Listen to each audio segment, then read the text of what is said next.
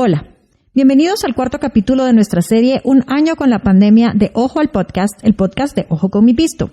Les habla Beatriz Colmenares y en este episodio, junto con Isaías Morales y Carmen Maldonado Valle, les hablaremos sobre una de las estrategias con las que la Municipalidad de Guatemala ha intentado lidiar con la pandemia del coronavirus.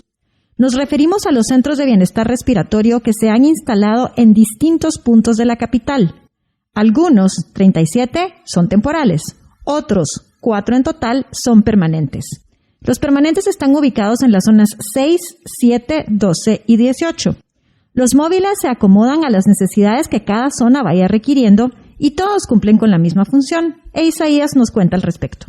El objetivo de estos centros de bienestar es darle acompañamiento a los vecinos que presenten problemas con síntomas respiratorios, pero no son los que impliquen mayor gravedad, sino que son los que pueden ser tratados y que se pueda darle un tratamiento mucho más cercano. Ya en el caso de los pacientes críticos, pues ya estos se trasladan a los hospitales que se tienen habilitados durante la pandemia.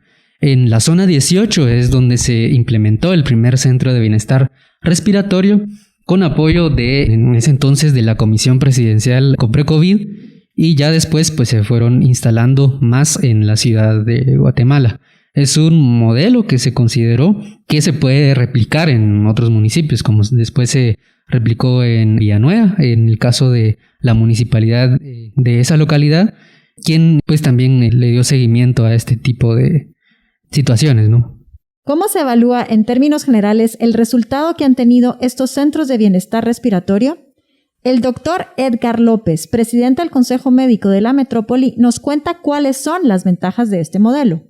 La principal innovación médica que se implementó con los campamentos de asistencia respiratoria fue el atender a los vecinos que consultaron a través de la telemedicina, una facilidad que se incorpora ante la pandemia, ante el escaso número de médicos disponibles para dar una consulta personal, ante el temor de los mismos facultativos de contagiarse del COVID y más bien el tener acceso pronto, inmediato, digno, pero con profesionales calificados para que pudieran establecer los diagnósticos.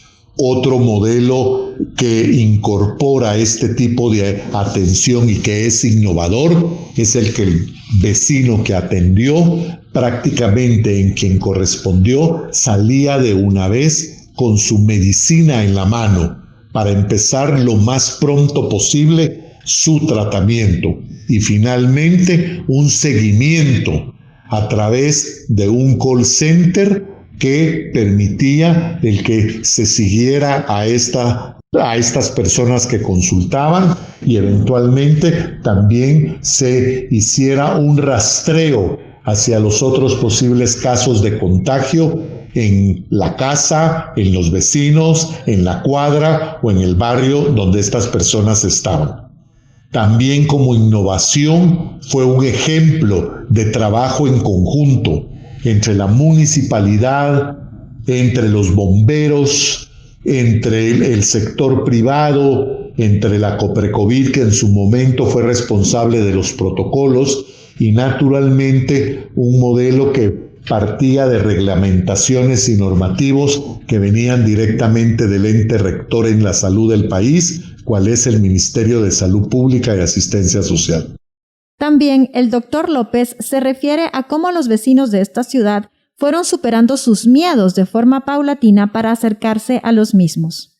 Los vecinos gradualmente, conforme se fueron desarrollando o más bien implementando los campamentos de asistencia respiratoria, tuvieron mucha confianza en los mismos. Esto provocaba primero el asistir a las cercanías de su barrio, de los lugares en donde ellos residen, y eventualmente saber que con profesionalismo se iba a diagnosticar o no un posible contagio, se iba a dar el tratamiento, y de hecho en los momentos en que empezaba una segunda ola nuevamente, en momentos de crisis, se estuvo viendo cómo los campamentos, sobre todo en el último tiempo, estaban más saturados de personas que asistían en busca de la ayuda.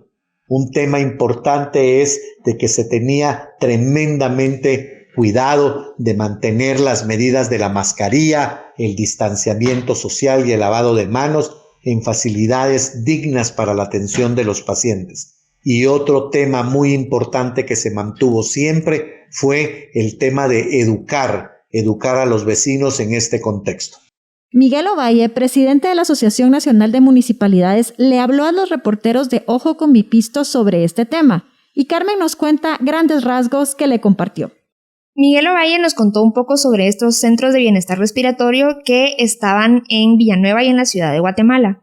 Estos estaban destinados a replicarse en otras ciudades como en la suya, en Salcajá. Pero lo que nos pareció curioso fue que quien se los propuso no fue el Ministerio de Salud, sino el Ministerio de Finanzas.